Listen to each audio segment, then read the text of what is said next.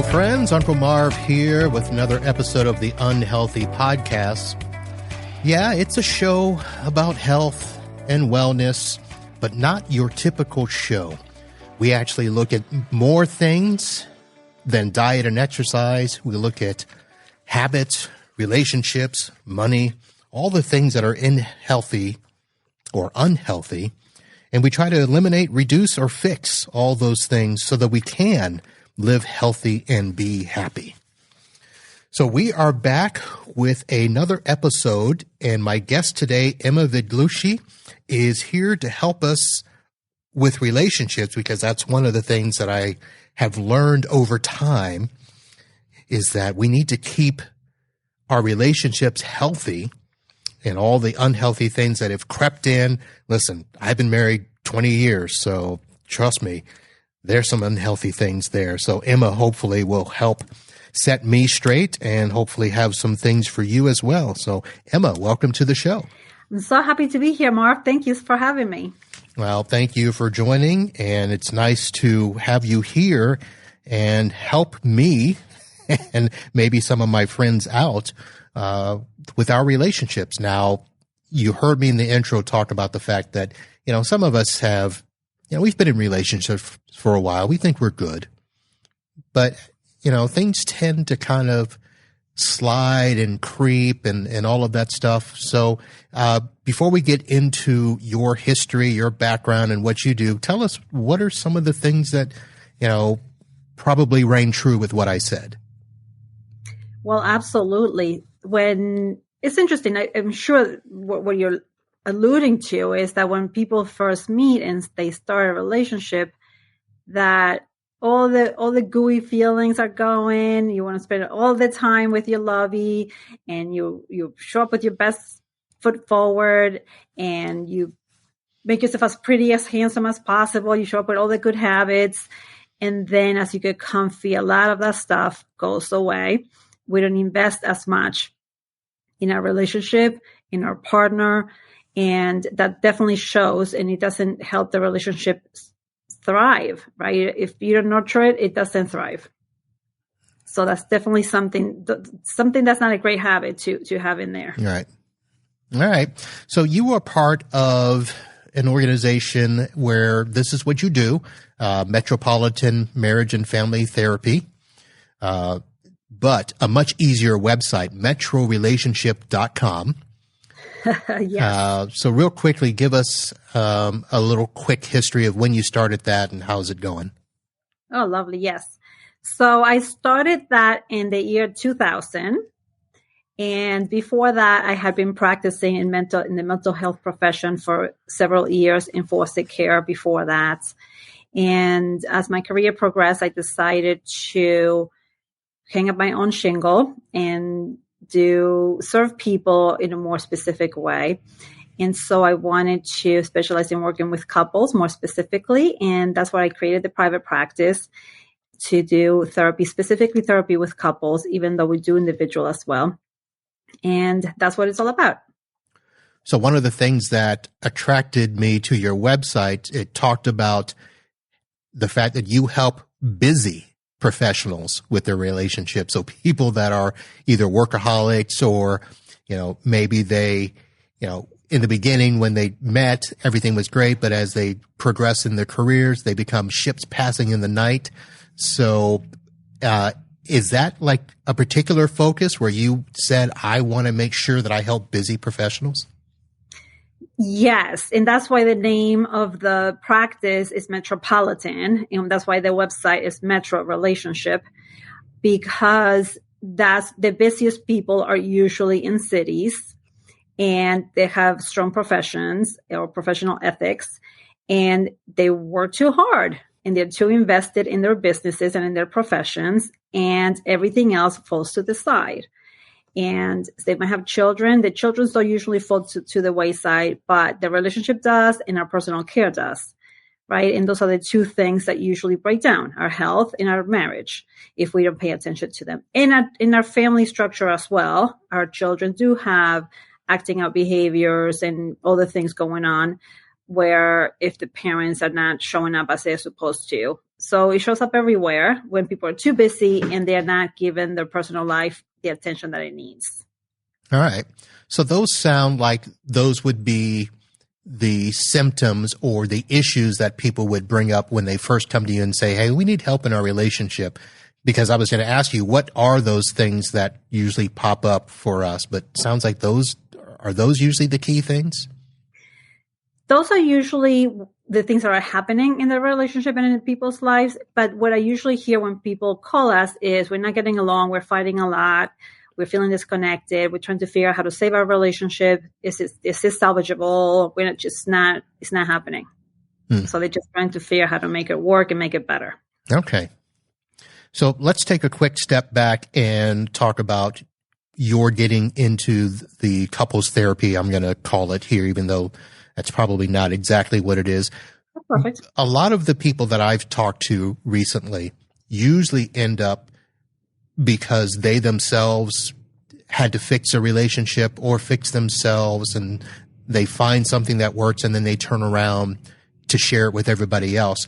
Now, tell me if I'm wrong, but in your case, you seem to have had a successful relationship for many years. So you necessarily weren't broken. So what was it that caused you to help us broke folk? Well, so that's an interesting way of asking that question. I love it. So a couple of things. I was always interested in how people tick, and you will hear this from a lot of therapists and people who help other people. Like, okay, what makes us special? How do we work? How do we make ourselves work better?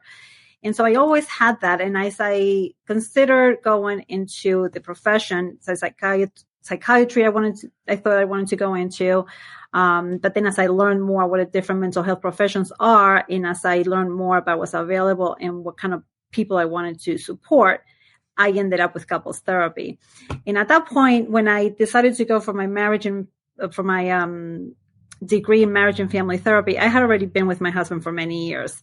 And yes, so we were young when we met and we weren't broken, but we definitely had our challenges as very young people in starting a relationship and sustaining it and being very committed and trying to figure out how to make it work, growing ourselves up and creating a relationship at the same time. So that's not easy feat. And so I was very intrigued. How do we make this work better? And everybody that you see and watch, most people's relationships are not fantastic, right? Not very good role models out there, not amazing couples out there for the most part. And so that intrigue turned into, okay, I want to learn more about this and do something about it. And so that was the beginning of honing in to the couples work. And the work actually has always helped my relationship. We've had many ups and downs. We've been together for over 30 years. And through the ups and downs, I am very grateful that I have my skills and my resources, and my own work has developed because, as my husband would say, he has been the guinea pig and he is my muse. And so that has helped us make our relationship amazing, and it has definitely helped me understand people's pains and help them do their own work. So I was going to ask you if your friends and people around you that saw this and saw your relationship asked you for, tips and things that they could get from you to build their relationship. But it sounds like I need to ask you about your husband and his guinea pig status. Oh, no. Well, so I answer both questions. So the first one is, yes, people ask. And they don't want to overstep. Like, they don't want to take advantage of the fact that I do this for a living and they're getting free advice, right? So everybody's very considerate and conscientious about that. But they do share what's going on, and they're just wondering what would be helpful. And I offer whatever's applicable within going too much into a deeper conversation that should be happening in a therapy room. And yeah, so I offer all the resources, and we have all kinds of resources on my website and on all the different platforms. So people use that. Our friends and family refer to that as well. So definitely helpful in that regard. And in terms of my husband being a guinea pig, I have been extremely conscientious and intentional about not making him feel like he's in a therapy room with me.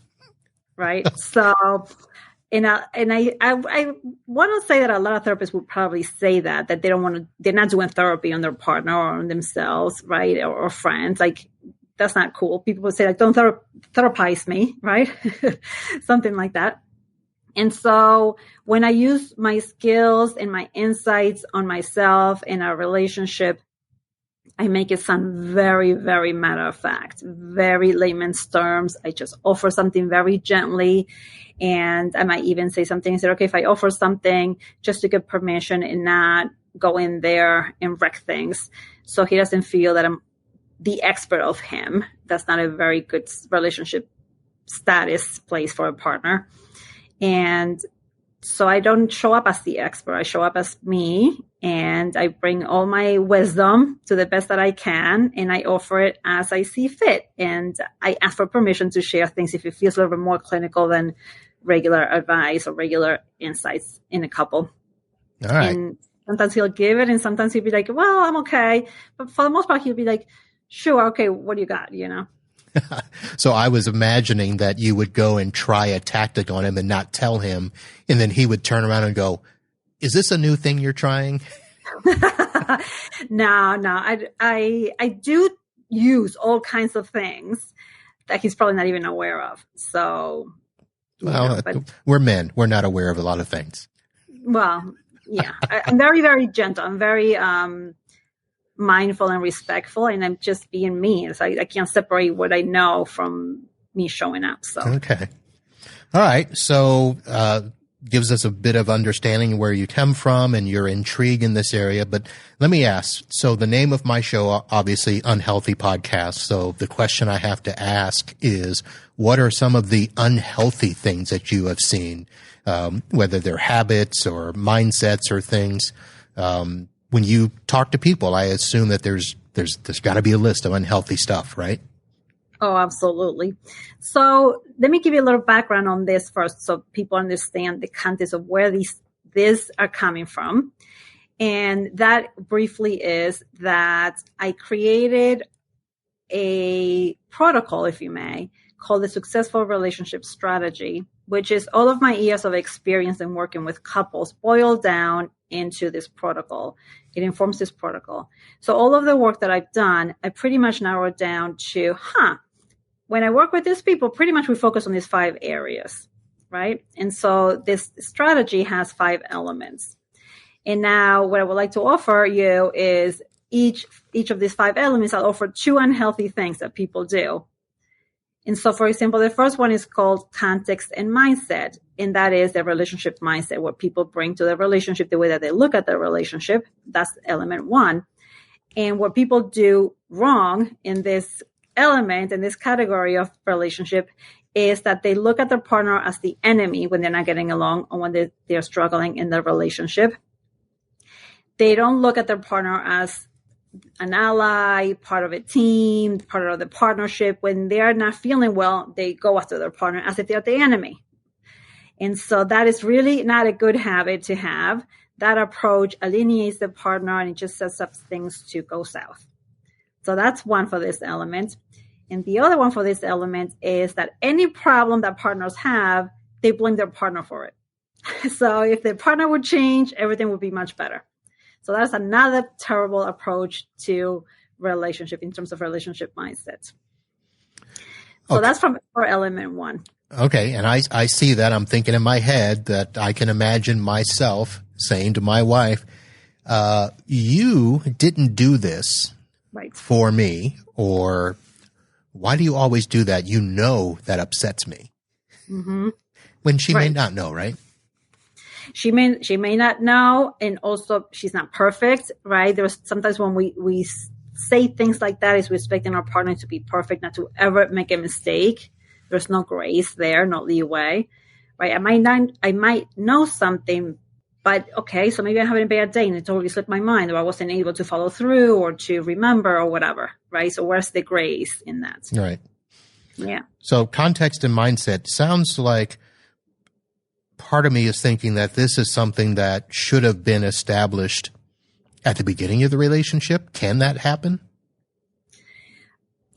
This actually needs to happen as an overall thing for everybody, even single people who have been married. You could always clean up and update your mindset, right? So you say, okay, how do I look at relationships? What is my meaning of marriage? What is my meaning of commitment? What is my meaning of spouse? What is my meaning of all these things? How do I look at a partnership? How do I look at long-term commitment? Right, so these are all different ways. How do I look at us as a united front or united couple, a partnership? Allies in this thing that's called life, as opposed to me versus you, right? We're one. And so that mindset gets told, people don't bring that mindset to that relationship. They're very separate. And in that separateness, they create all kinds of friction. And so if they were to come at it as more united, then a lot of these things don't happen. Yeah, but it's hard to be united where let's just say for the first 20, 25 years of life, you're not looking at it from a we perspective. You're looking at it from a me perspective. And when I get my partner, I want them to be like this.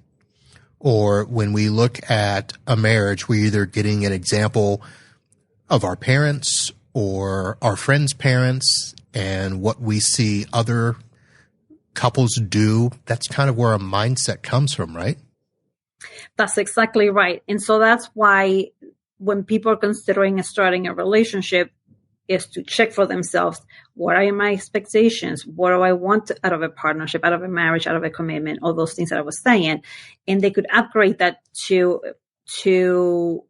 a place that feels that they're going to be able to create something good, as opposed to that person's going to cheat on me. That person's not going to have my back. They're not going to meet my needs. They're not going to support me, or, like coming in all worried and all anxious and all these different things, all these limiting beliefs about what the other partner's going to do and how they're going to show up.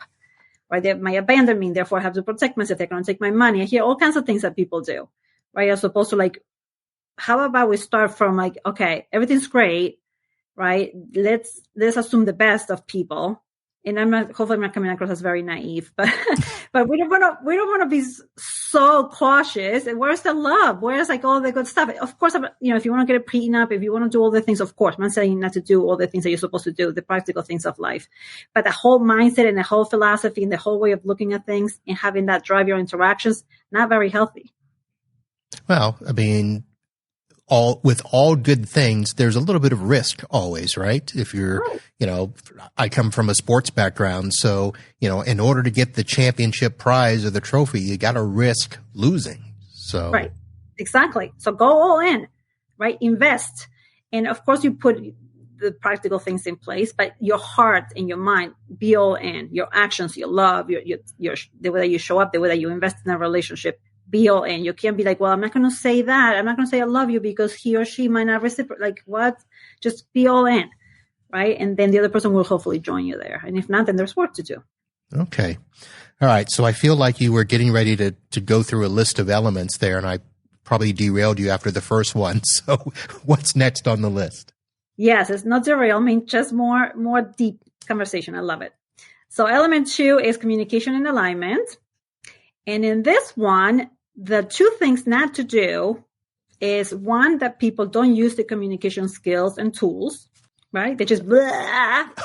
Okay. And I was sitting there thinking, okay, am I not using a tool right now?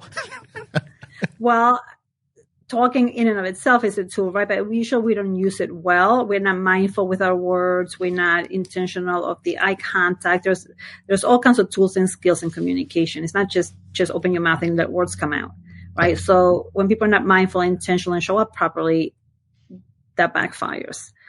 Okay. So tools, you're talking about, those are kind of visual things and verbal things, how we talk, how we communicate, the body presence that we're giving, the eye signals, eye rolls and stuff like that. But for some reason, I started thinking immediately of like a tool set of things we've learned as to how to be a part of a relationship. Did I go too far there? No, that's perfect. Exactly. So good skills would be things like watching your posture, your body language, your tone, your cadence, the way that you speak and the words that you're using. Are you also being a good listener? right? So are you taking your partner in, or are you just waiting for them to finish their sentence so you could jump in and say your piece, but you're not really taking in what the other one is saying? Nobody's feeling heard when that's happening. Things like interrupting, looking at the screen, walking away. People do all kinds of funny business when they're talking with their partner, right? So all of those don't help people feel understood, feel gotten, feel heard, feel like you're on the same page. That's when miscommunication happens. That's how conflicts start. They can't resolve conflict properly. There's all kinds of things. Okay. So that's part of communication. And where does alignment come in? So alignment has to do with getting on the same page. So how do you use all your tools and your skills so that you can synchronize, get on the same page about your vision, your goals, your plans, your decisions, your conflict, your repair, like all the things that you need so that you're flowing as a couple. So you could get on the same page easier. Okay. I mean, it sounds simple. Do we want to have kids? Are we going to send them to church? Are we going to? That's not simple. Okay. Those topics are not easy. Those are big topics. I'm sorry, I picked the wrong ones. Do you want to get up and work out in the morning? These are all. Let me tell you. I mean, anything could get a couple. If they're in a funky place, any topic could be a source of conflict potentially. Okay. So of course, my thoughts are, okay, how do we develop those tools? Because it's easy to say, hey, we just need to listen better and, show better, body posture and stuff. But I feel like it goes deeper than that, right? Yeah. So a couple of things. So most of us have fairly good communication skills. We just don't use them well or consistently or well enough with our partner. We might be great speakers at work or with our teams or whatever in our professions, but then when we're talking with our partner, we're not intentional. We just kind of go, right? And so if we use the tools that we already have and the skills that we already have, perfect. Can they stand to be upgraded? Of course. We could all become better communicators. And just a little side story here. I had a client once upon a time she was a speech therapist, and she thought she was the best communicator ever because she was a speech therapist. Meanwhile, the way that she communicated, she would talk at 100 miles an hour, ask questions, answer the questions, interrupt the partner. The husband couldn't talk. So for 45 minutes straight of a session, she's going and going and going and going. I'm a great communicator because I communicate, because I talk. And this guy couldn't get a word in. That is not a good communicator, right? So things like that. All right. Now, from that example right there, obviously, when it comes to couples, communication goes both ways. Exactly. Exactly. So just a quick little tidbit. What's a good communication tool? Taking turns talking or a skill, right? Like it can be a monologue. Allow your partner to say their side. You don't have to agree with everything, right? But if they could share what they experience, what they like, what they think, it's totally okay for them to have a very different experience in wishes and desires than you. People don't like that. So people agree on everything. It's funny you said that people don't like that. My first question that I was thinking as a follow-up to the speech therapist, and I don't know what you can and cannot say, my first thought is that something that gets confronted as part of a session that they either accept or don't accept? Well, that can't be right. Is your question that is her approach? Well, let me rephrase it, I guess. Let me start with her specifically. Yeah. If this was part of a session, did she accept the fact that she wasn't a good communicator once she found that out? Well, that was a big part of her identity. So I was not going to be ripping that off right off the bat. Okay. So definitely, I showed her that communication goes both ways, that he hasn't had a chance to speak yet. So can we use her awesome communication skills more moderately so that he has a chance to show up too? So very gently and kindly, I showed her how to create space for him to be able to show up too. So I didn't say you suck at communicating. Okay. Well, so that's, I guess, part two of the question in a much broader sense. I know that people are getting coached or going to therapy for help. but I feel like a lot of times we don't accept the help when it's presented to us. Is that a better way to say that? That's a beautiful way of saying that. Yes, there is resistance. And that's why I answered your question the way I did, because if I would have said like, listen, that is not a great communication skill, she would have not taken that, right? She would have not accepted it because part of her identity, she has a degree, a professional degree that says she's a good communicator. She's a therapist of it, right? And so who am I to take that away from her? So that's just the example that we're playing with, but that's true for all the clients that come in, right? People have their truth. And who am I to go in there and jumble everything up? So therapists are usually, and of course, I'm throwing myself in that group we're very gentle. Sometimes we're more direct, right? So it depends on how the session feels and how the other person feels, that can we take the risk of being a little bit more direct? If the other person feels, how do I say it? If the other person feels that they might have a hard time receiving a little bit of a challenge or a little bit of a stretch, then we deliver that intervention a lot more softly and gently, right? So we make suggestions, we offer things, we give them the option of taking it or not taking it. So it's up to them. They're going to help themselves. They're going to receive the help that they're able to receive. So we offer as much as we can, and then they'll take whatever they can take. Okay. Now, I know there are other elements, and I don't know if we're going to get to them all because I got so many questions. I have a feeling that if we were just to stay with element 1 and 2, between partner blaming and communication, to me, it seems like you'd spend a lot of time dealing with people in just those 2 areas alone. Am I right in thinking that, or? Wow. Yes. So we spend a lot of time there, and that's why the 5 elements, they build on each other, right? So let me just name the other 3 so that we have an idea, the audience has an idea what we're talking about. The third one is clarity and dynamics. So that's the relationship patterns. The 4th one is connection and intimacy. And the 5th one is collaboration and partnership. So people come in saying he or she doesn't support me. We can't get anything done. We don't agree on parenting. We're fighting all about all these things, and they want to fix those things. But that's element 5. You can't have a good partnership if your mindset is messed up, if your communication is weird. You see, if all the patterns of all your wounds and all your emotional patterns are all getting in the way. How are you going to have connection and intimacy and a good collaboration and partnership if all the other things are not in a good place? And so they build on each other, but they're not mutually exclusive, and they're not discrete. So we kind of rotate through them, and we keep coming around, and sometimes we're working on all of them at the same time, right? We're talking about collaboration, how to deal with things in the home while we're addressing the mindset and the communication about that, you see? So they kind of overlap too. Okay. All right. So let me do this. I already can tell, and this is basically probably my shortcoming in not preparing, because all these questions are flooding my mind. We can't go into all 5 as deep as I'm thinking we should. Would you be willing to come back for a second show later? Absolutely. And finish it? Okay. All right. Now that I got that out there. Before we jump ship for the day. Well, I don't want to jump ship. I want to go back and ask a couple of questions, but. Okay, terrific. But so let me offer this one little thing first. A loose end there. So for communication and alignment, the second bad habit is not apologizing or apologizing improperly. Okay. Right. I just wanted to close that loop for having 2 bad habits for that element.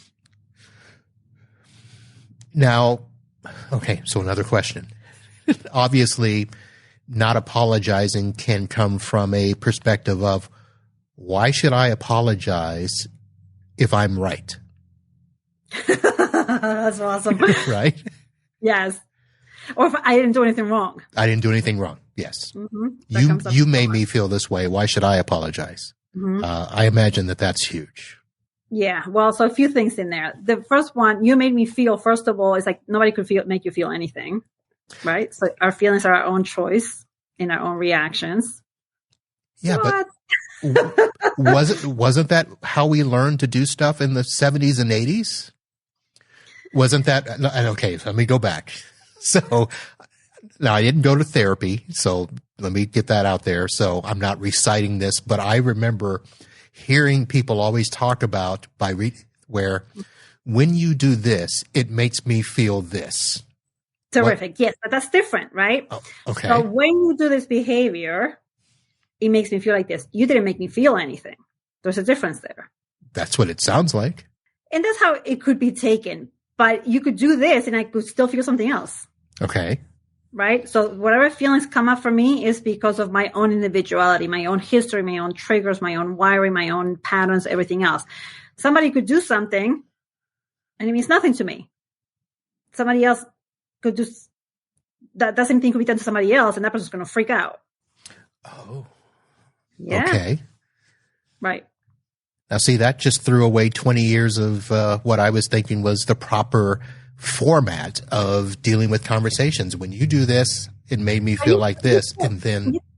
Right. You can still use it, right? But you have to be careful that you're not blaming your partner for your feelings. So when you do this behavior, it makes me feel like this. This is what comes up for me, or this is what happens for me, or this is how I get triggered, or whatever whatever it is that you want to express.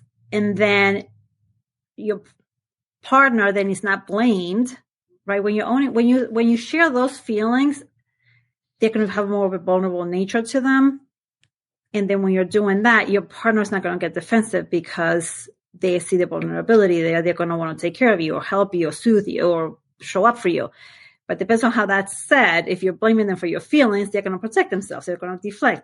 They're going to say, I didn't do anything. I didn't mean to, or that's not what I meant, or that, Okay. And that's kind of where I was going with that is the fact that the thought is if I tell you that this makes me feel this way, you're going to change what you do. But what you're saying is that's not the right way to look at it. Why are you feeling this way is actually something you should take care of, not the partner, right? Yes. Woohoo! Yes. You know how hard that is to sell that? That's impossible. Obviously very hard that's how I've thought for 20 years. Yeah. That was so good, Mark. Perfect.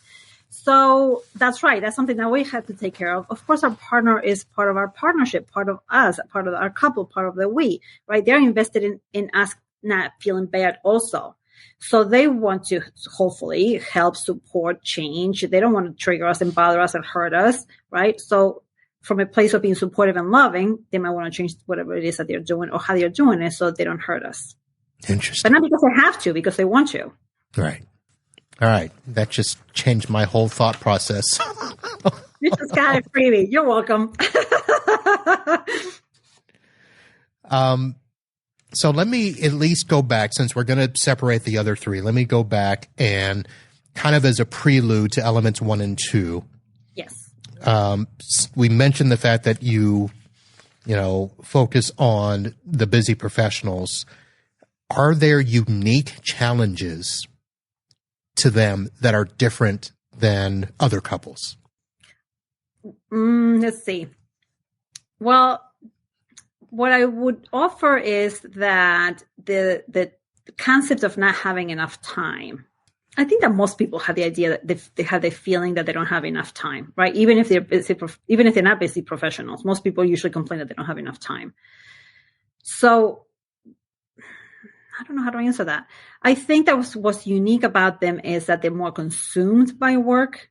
They're more, it's not just the experience of lacking time, but just also the bandwidth, like the mental load.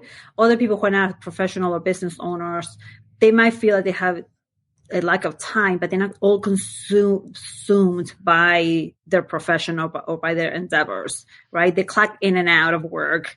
They might do more menial work or less. They don't have potentially a career, or that they might not be invested in a career. So their job is not all consuming. So it's very different.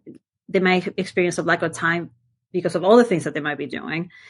But that whole consumption that happens when you're a professional or building a career, or especially owning a business, where it becomes your second baby, or your second life, or whatever, your second self, and that makes it challenging because then there's no space for a relationship or for anything else.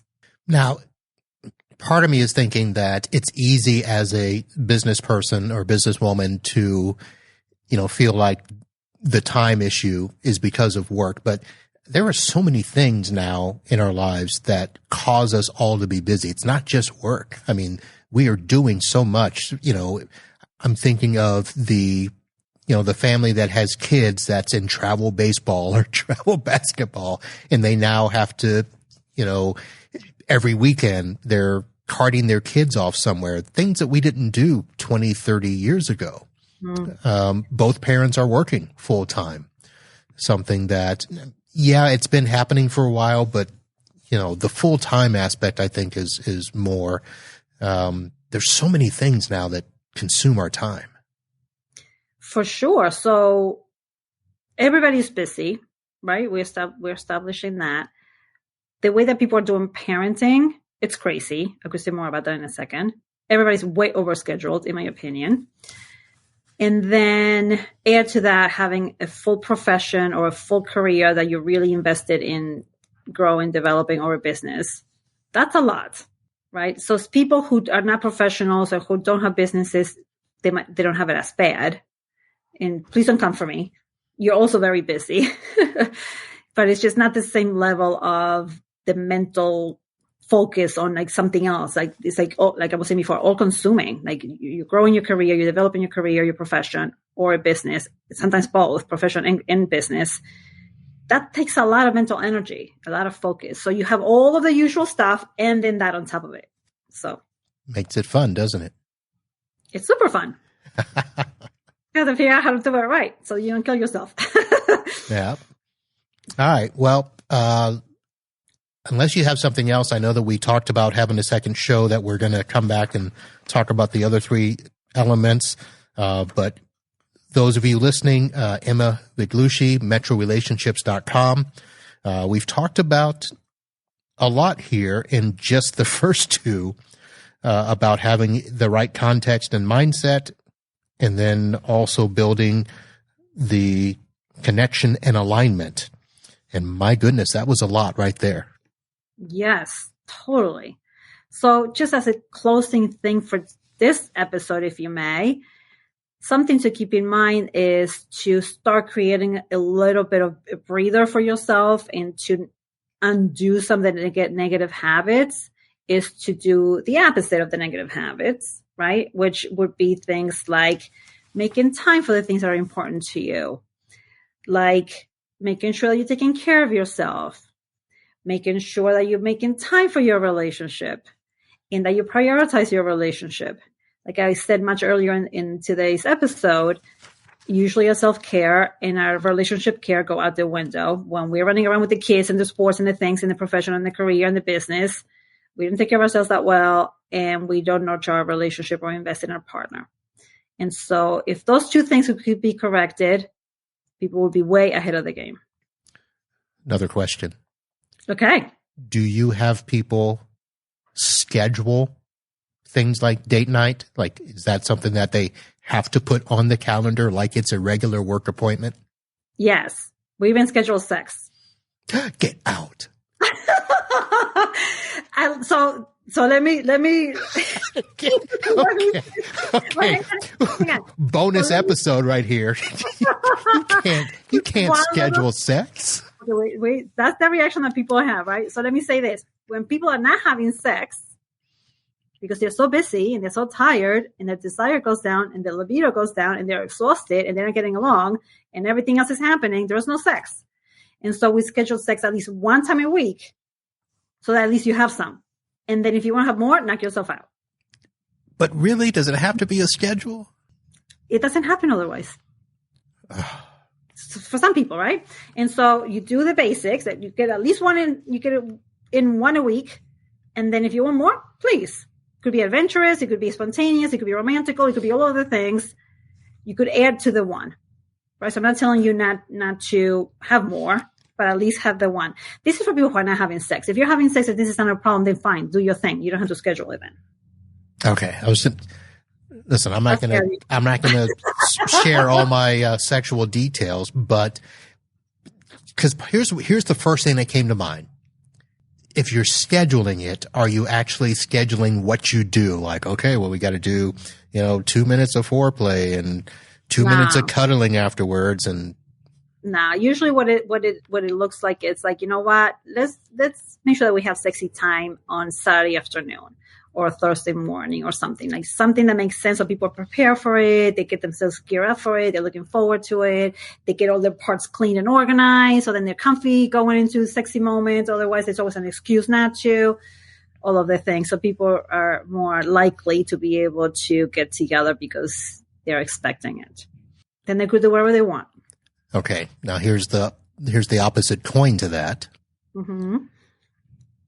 What if I'm not in the mood, or what if scheduling becomes more of an obligation as opposed to what it's really designed to do? So yes. So usually the point of it is so that you gear yourself up for it.